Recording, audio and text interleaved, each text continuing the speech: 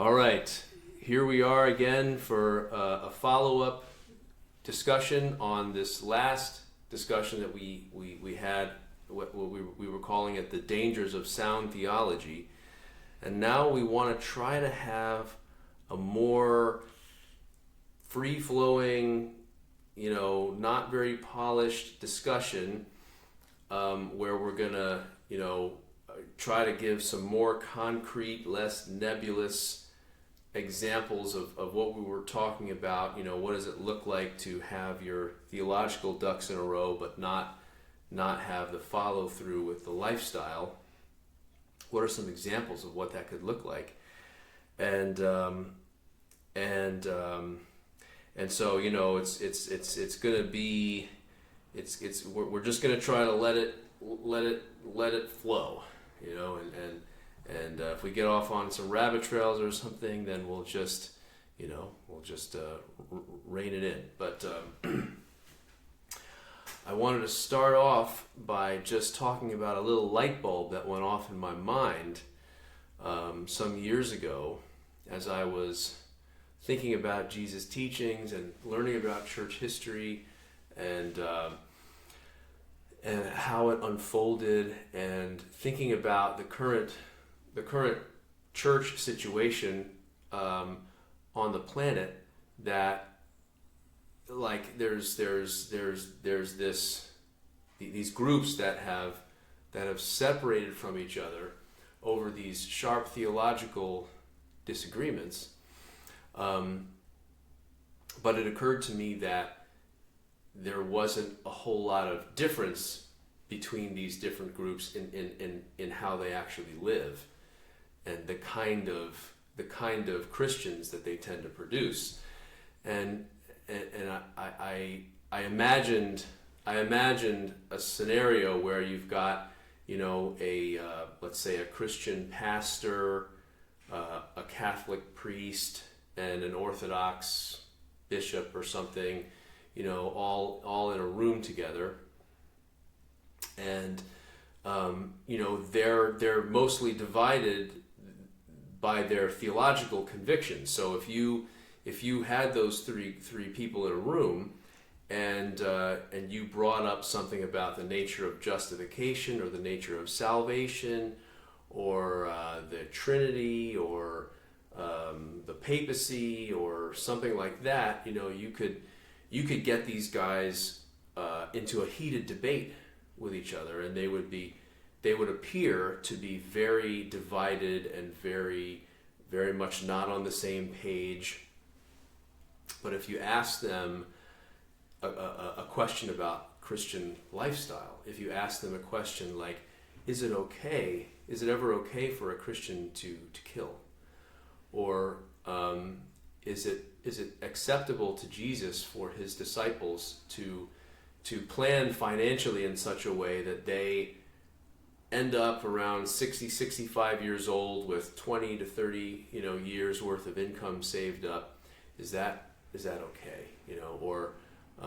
Or something like that, and you could probably get them to agree, well, yeah, it's okay to kill at times or to fight at times. There are certain situations where that's just, or you might even get them to admit that they would counsel some people under their leadership to plan financially in that kind of way, to be responsible, and so that they're prepared for their retirement. And so it's like, okay, they've split off, because of these theological disagreements.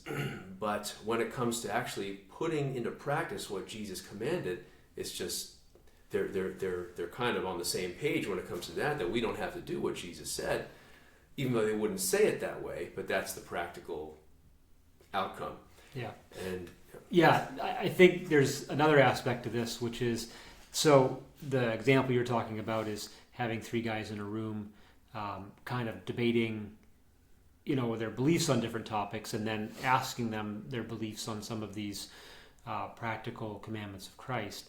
I think another way you could examine that would just be to look at the lives of the people in their church, regardless of what it was that the leaders stated was the ideal. And I think even more than this kind of debate sort of scenario, you would find a lot of commonality in what it was that people actually did when they got up in the morning, what it was that people spent their money on, what it was that people spent their time on, what they were excited about. And you would find that in practice, a lot of these people are actually much more connected to each other by their sports interests, by their hobbies, by their jobs, by their nationalities than they are by their affiliation with these particular sects that they're part of. Yeah. Years ago, I read a book. Can I just say something about that? So if you took your average committed Orthodox Christian, your average committed Catholic who attends Mass regularly, your average committed evangelical who's in church every Sunday and goes to the potlucks and stuff, does Sunday setup, and you just followed each of them around for a couple of days, even though they're not on the same page at all on what they believe intellectually, you probably wouldn't see much difference in how they actually live their daily lives. Yeah, and the differences that you would see would have very little to do with their religious affiliation. So you might see differences that were because of what nation they grew up in. And the reality is these people are more shaped by those sort of things than by their religion in many cases. Obviously, there's ways in which they are, shaped by their religious beliefs as well. I was starting to say I read a book some years ago that quoted a guy named William Law, who was an unusually astute Anglican who wrote several centuries ago and was influential guy in the lives of John and Charles Wesley, and he had something to say that I think is a very astute summary of what we're talking about that I'm just going to read.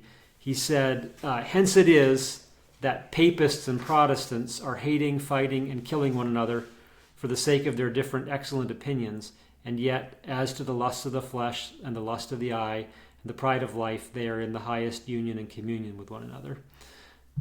I think that's a pretty good summary of what we're trying to talk about as it relates to this diversity of theological belief seeming to have very little difference in the actual reality of holiness and righteousness in somebody's life. Yeah, and you have people there who are ready to cut people's heads off, drown them, burn them alive, but are confident that they're in a safe place as far as their salvation is concerned because they've got what they think is the right, perspective theologically, and they agree with the right doctrines, and they're part of the right church, and that kind of deception continues on today, where people aren't cutting, at least in a place like America, Christians are not cutting the heads off of people they consider to be heretics, but there's still this horrible compromise and this ignorance of Jesus' commands and explaining away of his commands, and lack of carrying a cross and walking this narrow path of love that he calls us to. However, there's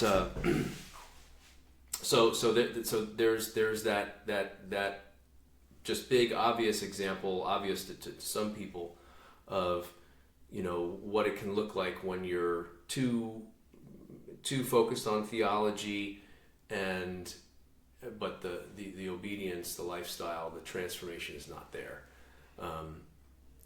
and you've got the wrong theology, right? But then there are groups of people today who are who are rediscovering historic Christianity to some degree, and they're getting away from some of these theological developments that happened throughout church history, whether Catholic or Protestant Reformation stuff. They're seeing, okay, this is not what the church was like in the beginning. It's not what they taught in the beginning. Some people are like deconstructing theologically and trying to recover a more biblical faith or something, and getting away from some of these dangerous ideas. And one example that comes to my mind, well, there are actually two examples that come to my mind.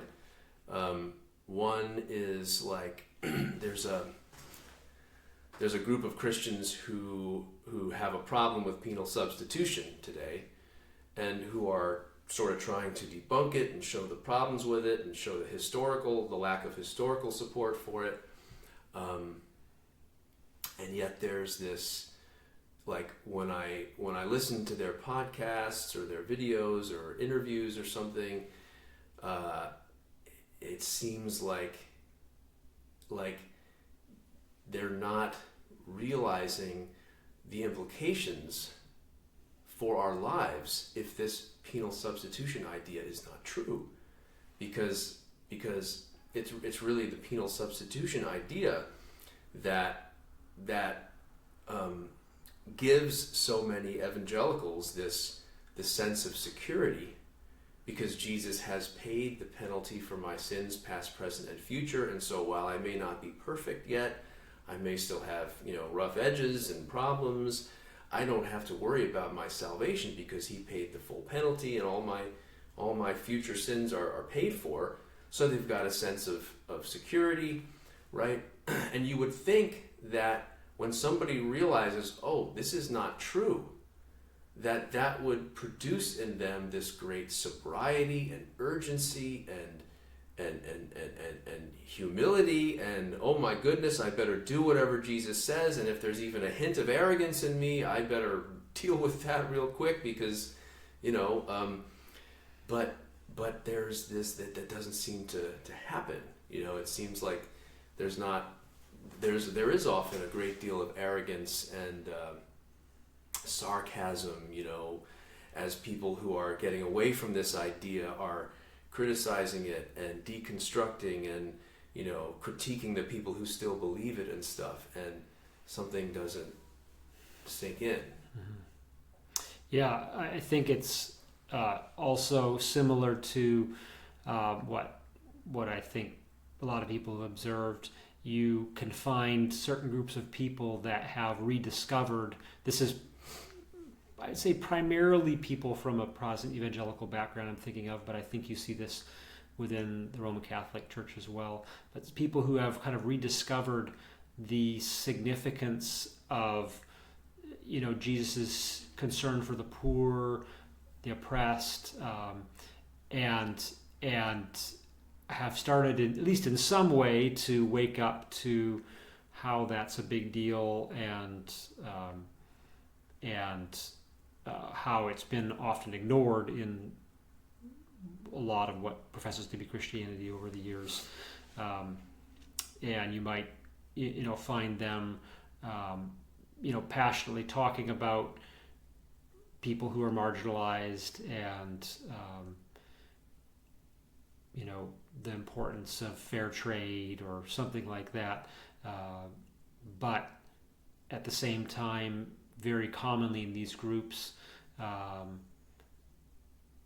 issue like abortion is just either totally ignored, or even people are openly supportive of something like abortion, which I think we as an example to mention, not probably because most of the people listening to this video are caught up in that, but it's maybe an obvious illustration of the sort of thing that we're talking about, how you can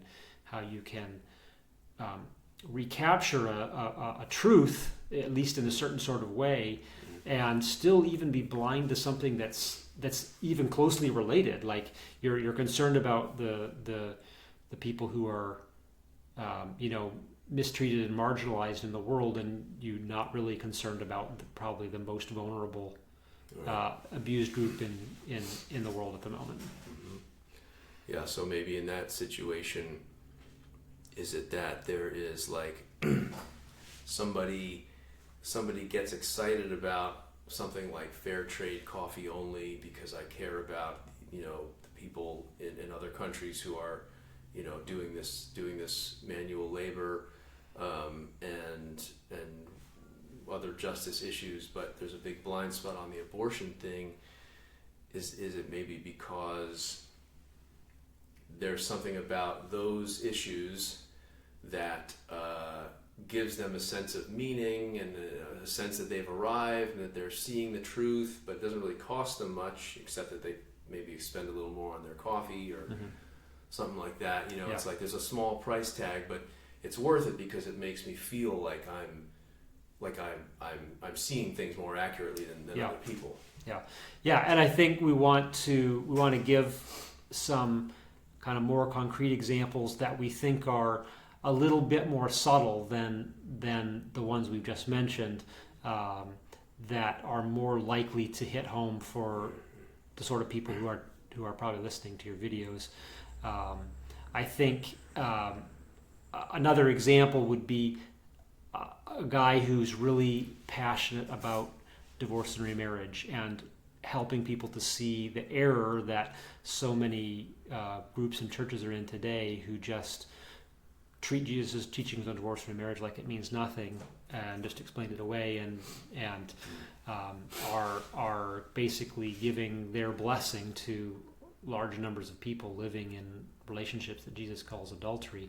And this person has discovered that and is passionate about it and is talking to his friends about it, but he still has this serious anger problem that's a big enough deal that it's making it difficult for him to maintain relationships with other people. That's a kind of example of the sort of thing that we're talking about. It's good that this guy is recognizing the problem with divorce and remarriage, but he can't let it blind him to other areas of either his own life or his thinking that are not yet right. So it seems like with these different examples, and there was one other thing that I wanted to talk about as well. Okay, I want to talk about one other example that and then I'll try to tie everything together that we just said. That there's this in the last couple decades, there's been some controversy in the evangelical churches over this new perspective on Paul thing, where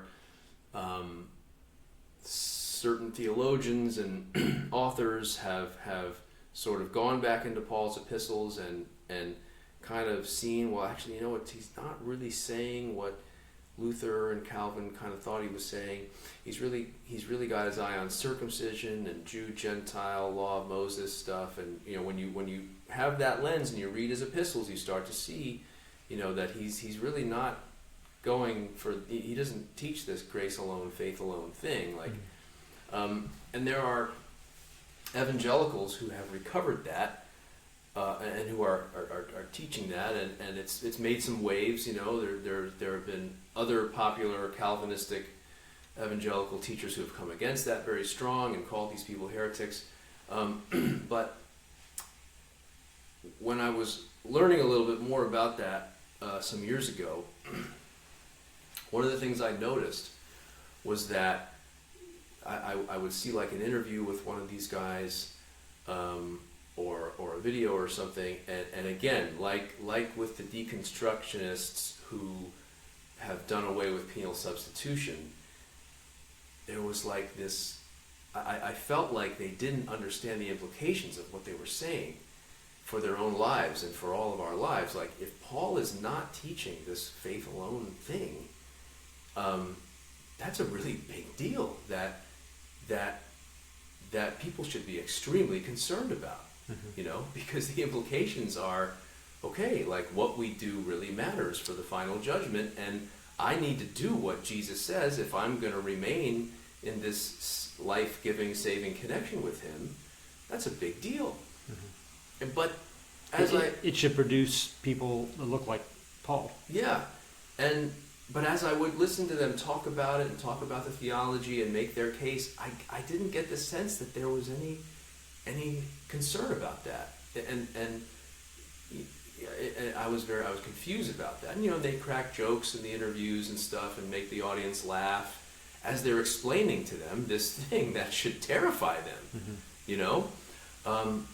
and so how I want to try to tie that together with everything we said before that is it seems like maybe we have this proclivity to latch on to something, we discover some theological truth or even a lifestyle truth like divorce and remarriage, and we gain some sense of like importance because we know this and we see this, and we feel that we're on the right team and we must be in a good place with God because we see this truth.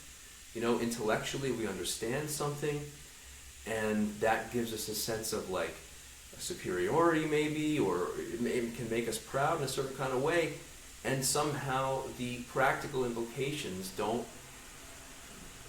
click, and you don't actually have the kind of transformation that you should have because you're too caught up in feeling like you're in the know about something, and you know what I'm saying? So something like that. All right, so we'd like to give a few other examples that I think will illustrate the kind of point that we're making, give some variety, and also cover maybe some things that are a little more subtle than we've talked about.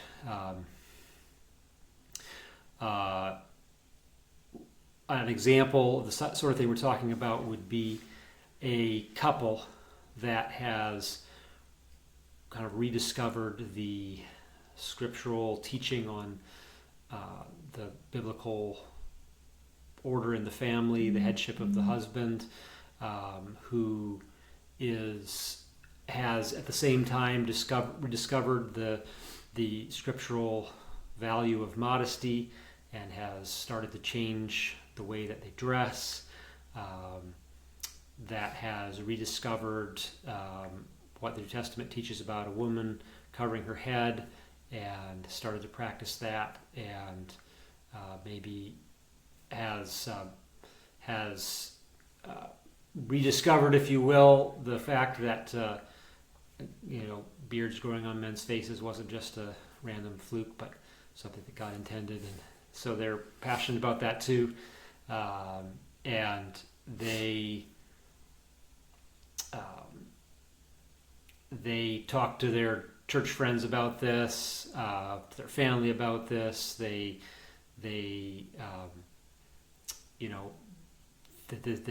just convinced this is a really big deal, and they're trying to convince other people as well.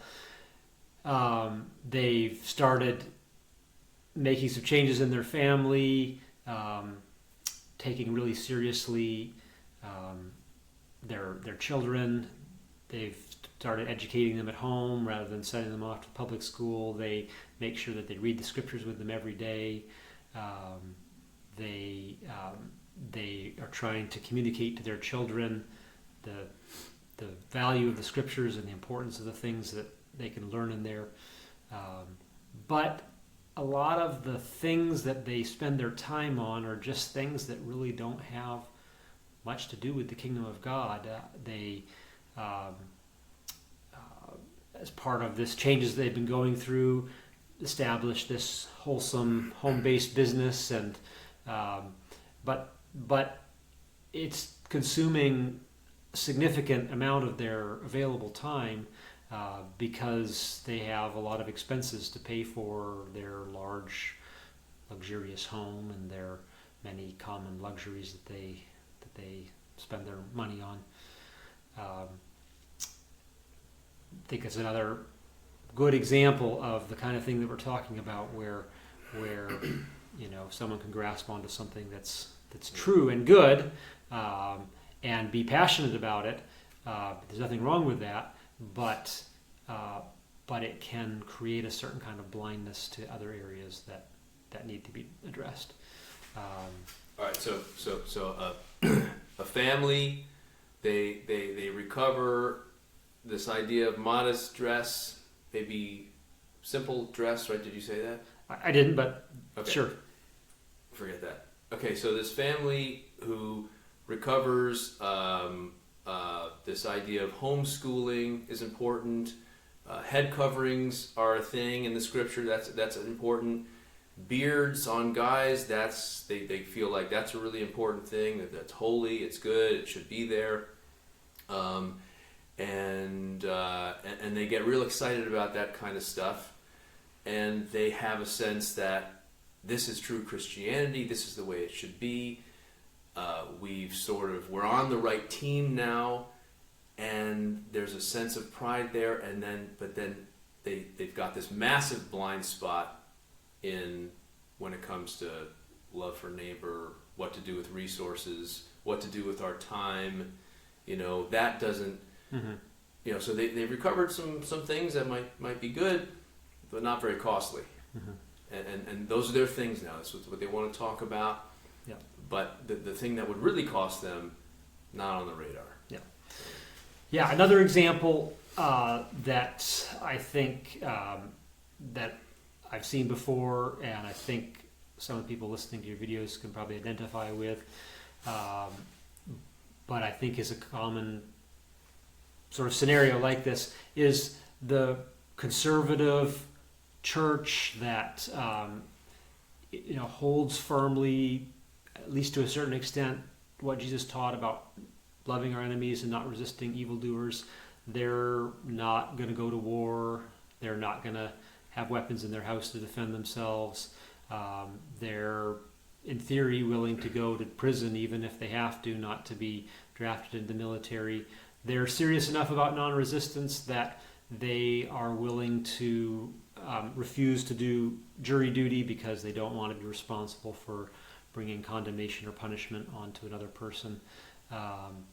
But what they're known by in their community, other than this, is having big houses, big businesses, and a generally relaxed and comfortable lifestyle. A wholesome lifestyle by what the world can see, but a relaxed and comfortable lifestyle. And the fact that most of their neighbors are on their way to the lake of fire seems to be of very little practical concern to them. It's certainly not something that they do much about. Maybe if somebody directly asks them a question, they'll give a response to it. But there doesn't really seem to be either a desire to give up that comfortable lifestyle or a desire to invest their time in going out and trying to help people wake up to even the truth that these people have discovered. Okay, so maybe sort of an Anabaptist, Mennonite kind of group, at least in theory, real serious about non-resistance, and of course that sounds really radical. That sounds really costly. Only it doesn't cost anything because no one's persecuting them for their faith. They don't ever have to put that into practice. But that idea, that conviction, that teaching gives them the feeling that we're radical. But in reality, they may be even more comfortable than a lot of the evangelicals that they would criticize, making more money than a lot of them, and living a life that a lot of them would envy, right? And so there's this spiritual blindness, even though they've got something really right, at least in theory. Yeah. Yeah, and I guess one final example would be a group of people that a fellowship of people that is passionate about going out and trying to wake people up, that has seen a lot of the errors in people's false salvation theology, and not just seen them, but has worked hard to to figure out how to deconstruct those ideas and show to people the true salvation message that Jesus really did preach, but still has this kind of laxity, this ease, this lifestyle that's doesn't really cost too much, particularly when it comes to things like wealth and greed and gluttony. Okay, so something closer to something that's further along in the right direction, but it's not where it could be. There's still in a sort of a comfortable atmosphere, and it's not the kind of effort and spiritual exertion that really we're called to. Right? And so I think, like, okay, so here those are all a bunch of examples of people or groups who could have something or a number of things really right intellectually, maybe, or even practically, maybe to some degree practically, but there isn't the follow through there isn't the kind of transformation and wholehearted, whole life, all in sort of devotion that we read about in the scriptures. But there's this illusion that we're in a good place because of what we know, maybe some degree of practical change that's taken place, but it's still falling short of what we're called to. Mm-hmm. And for anybody who's listening, who's like, you guys are sticklers, you're fault finding, there's no perfect church.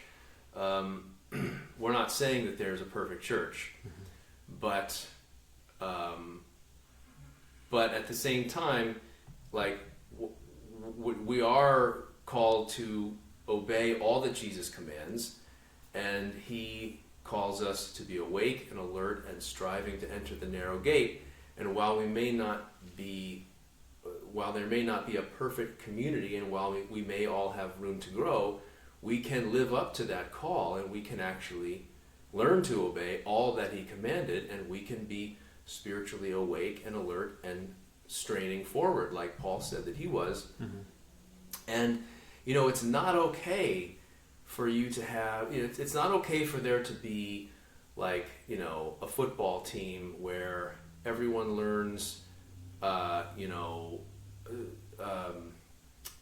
to run, but not to tackle.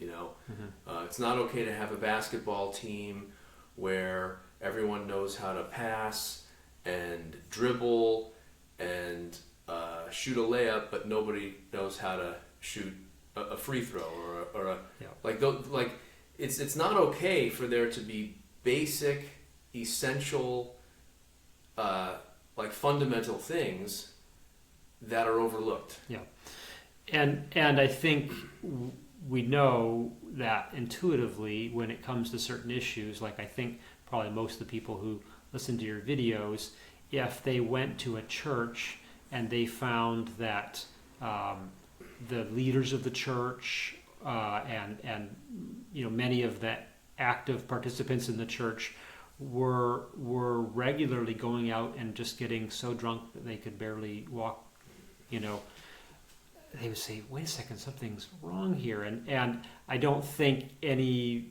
reasonable person would be satisfied if somebody said, well, there's no perfect church. Like, we can't, like, they would say, no, like, this is a serious thing that just can't, like, okay, if you found out that this church is mostly going in the right direction, that they had this one guy that slipped up and drank a little bit too much, and he felt bad and he confessed it, like, okay, yeah, there's no perfect church. You can kind of accept that. But if this is a integral part of these people's lifestyle, and there does not seem to be a deep sorrow and repentance about that, and a striving to get rid of it, you're just going to quite reasonably walk the other way. And maybe you'll engage them to try to encourage them to do what's right, but you're not thinking this is a place to join and become part of their spiritual family. Right.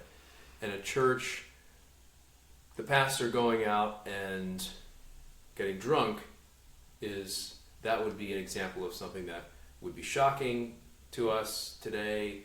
It's not culturally acceptable in a certain kind of way. Yeah. But the reality is that people getting remarried, people going to war, people living sort of a luxurious, comfortable lifestyle, storing up for themselves or whatever, or just kind of being relaxed and not a whole lot of urgency. Like those are not just imperfections. Those are the kind of things that are like the pastor's going out to get drunk. Those are things that are spiritually deadly, that are in the same category of that are in Jesus' mind are in a category of things that will cost you the kingdom of God if you don't make a change. Right, but they're just we're more used to seeing them. Right. So the answer seems to be, the fear of God. That would and love for God. As a result of what Jesus has done for us, moving us to obey all that He has commanded, and moving us to give this everything we've got with all of our hearts, to leave it all on the court and struggle hard to enter the narrow gate. Yeah, and some of the reaction we got to the last video, I think, was kind of asking for, okay, so what's we're talking about the problem, what's the solution? What is it that we're being called to? And I think that's a bigger question than we can address in this one video, but it's something that we hope to continue to deal with in future videos, because we don't want to be the kind of guys that are just pointing out the problem and not pointing to the solution. Amen. Okay, well, I think that's a good place to end our discussion. May God help us all to forget all that lies behind and to strain towards what's ahead, and to put into practice all that Jesus has commanded us.